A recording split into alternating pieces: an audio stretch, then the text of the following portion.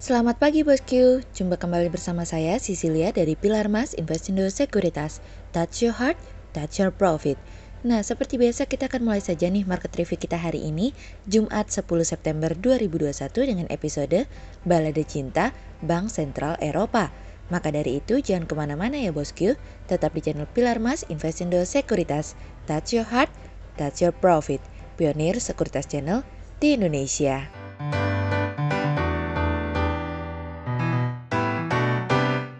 Seperti biasa kita akan mulai dari Global Economics Calendar.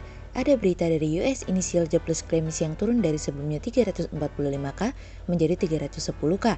Kemudian ada dari US Continuing Claims yang turun dari sebelumnya 2.805K menjadi 2.783K.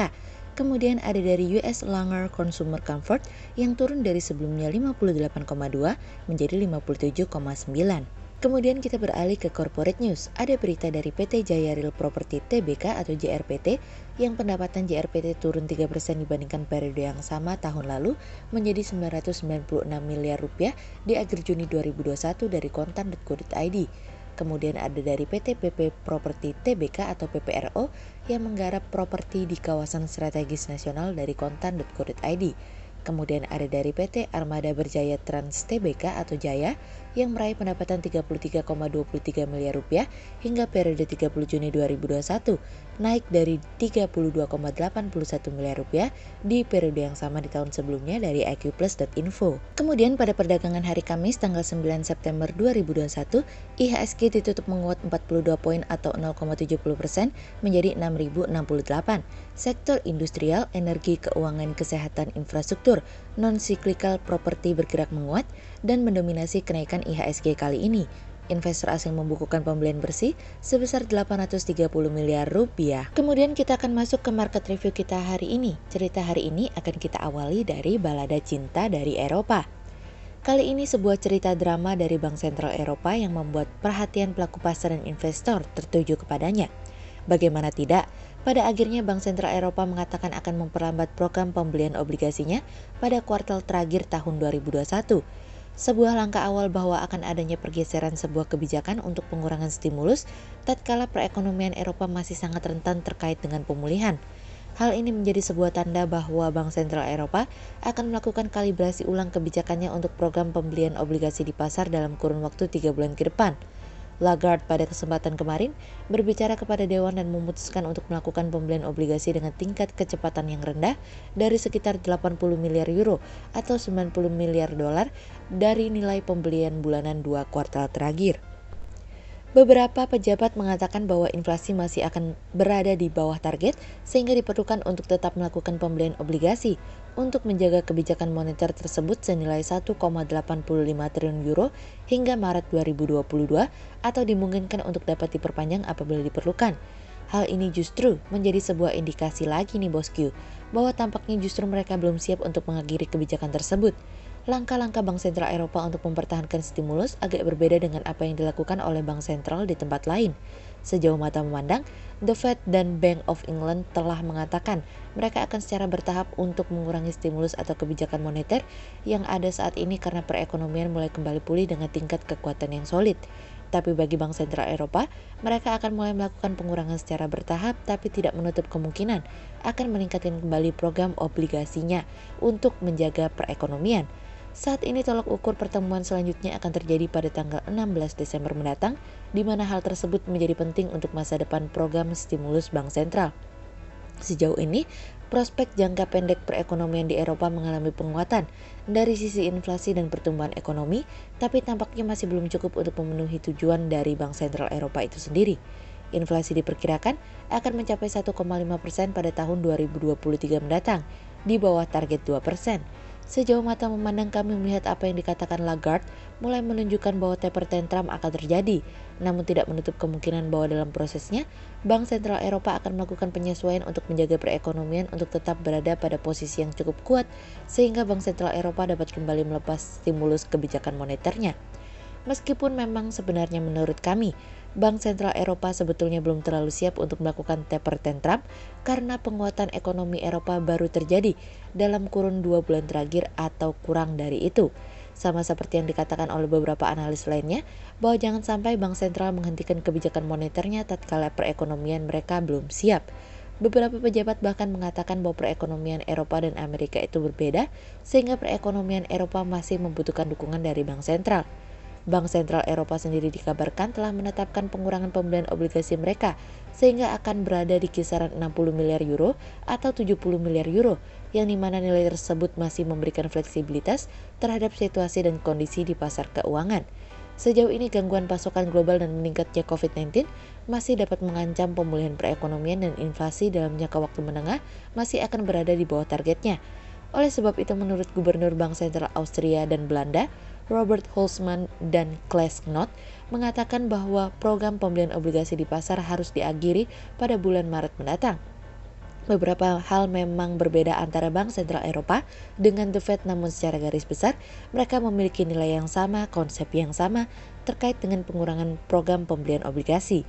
Bank Sentral Eropa juga mengatakan bahwa mereka tidak akan menaikkan tingkat suku bunga hingga inflasi berada di atas 2% sesuai dengan target mereka. Untuk program pembelian obligasi jangka panjang apabila masih diperlukan, maka program pembelian obligasi akan terus dilanjutkan dengan biaya 20 miliar euro per bulan.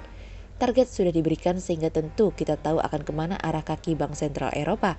Cermati setiap situasi dan kondisi yang terjadi karena akan menjadi panduan bagi kita terkait dengan pergerakan bank sentral di seluruh dunia. Kemudian cerita selanjutnya datang dari Ojo Ngoyo Thomas.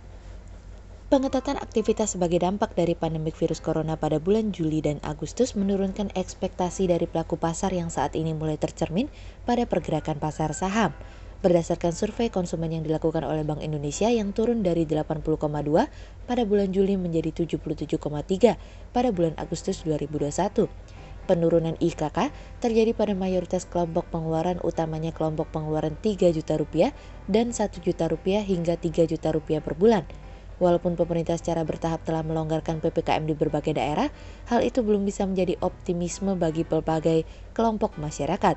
Optimisme masyarakat juga belum pulih jika dilihat dari aktivitas manufaktur yang masih terkontraksi pada Agustus 2021. Pasalnya PMI Manufaktur Indonesia tercatat sebesar 43,7 poin pada Agustus 2021 atau berada di level kontraktif, yaitu di bawah 50. Kami menilai IKK dan PMI pada Agustus 2021 semakin bisa menggambarkan kondisi perekonomian khususnya di kuartal 3 mendatang. Pelemahan indeks PMI dan juga penurunan IKK mengindikasikan perekonomian di kuartal 3 2021 berpotensi melambat, sehingga dengan indeks PMI yang melemah dan juga kemudian IKK yang menurun, indikator perekonomian di kuartal 3 besar kemungkinan akan melambat jika dibandingkan dengan kuartal 2.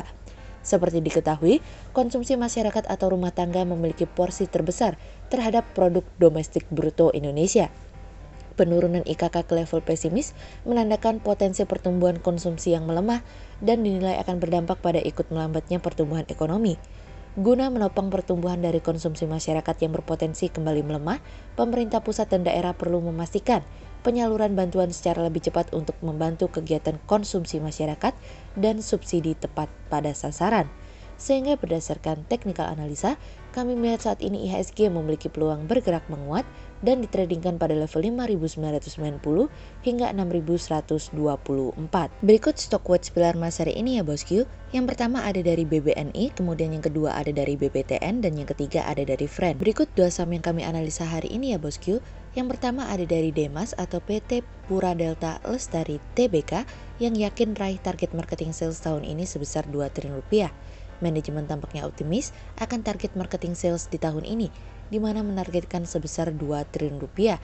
Sebelumnya sepanjang semester 1 tahun ini telah meraih marketing sales senilai 905 miliar rupiah atau sebesar 45,2% dari total target tahun ini, di mana kontribusi terbesar dari penjualan 43,3 hektar lahan industri, sementara sisanya kontribusi dari penjualan produk hunian dan komersial. Sehingga berdasarkan technical analisa, dalam tren pada jangka waktu short term berpotensi untuk bearish dengan target 180 dan tingkat probabilitas sebesar 54%. Sementara dalam jangka waktu long term berpotensi untuk bearish dengan target 155 dan tingkat probabilitas sebesar 64%.